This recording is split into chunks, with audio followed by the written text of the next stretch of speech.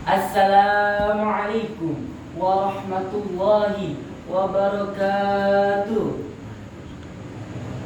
Alhamdulillahirabbil alamin wa bihi nasta'in wa ala umuri dunya waddin. Wassalatu wassalamu ala asyrafil anbiya'i wal mursalin wa ala alihi wa sahbihi ajma'in. Amma ba'du.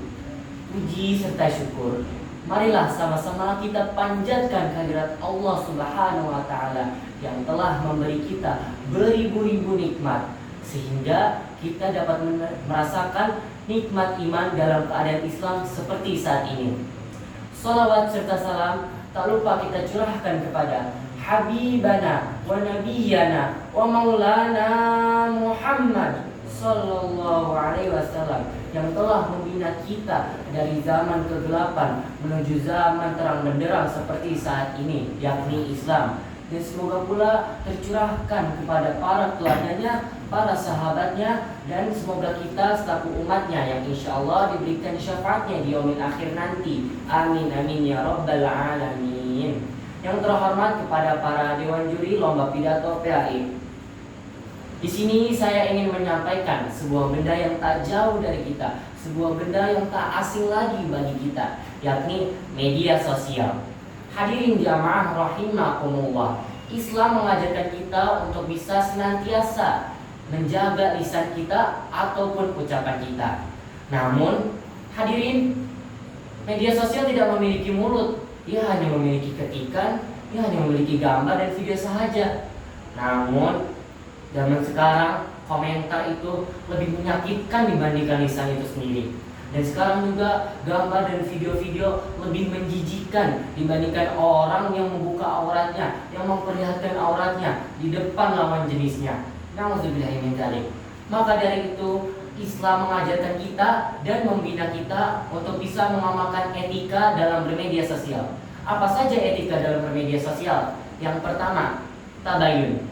Seperti yang kita ketahui, tabayun yang kita ketahui itu verifikasi atau double check, yang dimana setiap apa yang sampai kepada kita melalui media sosial perlu kita cek 2 kali untuk bisa mendapatkan kebatilan dari apa yang kita dapatkan.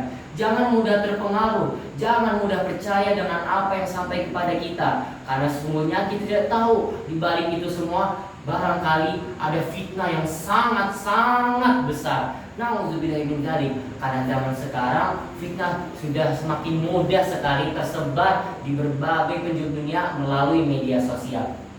Lalu yang kedua jamaah, yang kedua ini merupakan menjaga privasi. Seperti yang kita tahu, privasi tidak hanya meliputi nomor telepon saja atau bahkan KTP. Namun jamaah yang paling krusial yakni aurat, yang dimana aurat merupakan aset penting kita yang perlu kita jaga sebagai sesama umat muslim. Lalu bagaimana cara kita menjaganya? Kita perlu aware dengan apa-apa saja, dengan tidak memperlihatkan atau mempertontonkan, memvideokan, lalu mengirimnya di media sosial. Itu merupakan hal yang buruk kawan-kawan para jamaah. Maka dari itu kita perlu bisa menjaga dengan baik aset yang diberikan Allah kepada kita. Dan sudah ada cerminannya, pemuda-pemudi bangsa Indonesia yang dimana mereka hancur karena pengaruh media sosial. Apa salah satunya? Mereka tidak malu akan aurat-aurat mereka yang dipertontonkan oleh banyak orang. Malah mereka seakan-akan bangga dengan apa yang mereka perbuat tersebut. Nauzubillahi min dzalik. Mereka itulah yang dirindukan oleh neraka. Mereka itulah yang dosa jariahnya terus-menerus mengalir selama video dan gambar tersebut masih tersebar luas melalui media sosial. Lalu yang ketiga atau yang terakhir, di sini saya ingin menekankan bagian ini, yang dimana yang ketiga ini merupakan untuk menjaga lisan. Seperti yang saya bilang di awal, media sosial tidak memiliki lisan. Namun di mana media sosial ini memiliki komentar dan ketikan.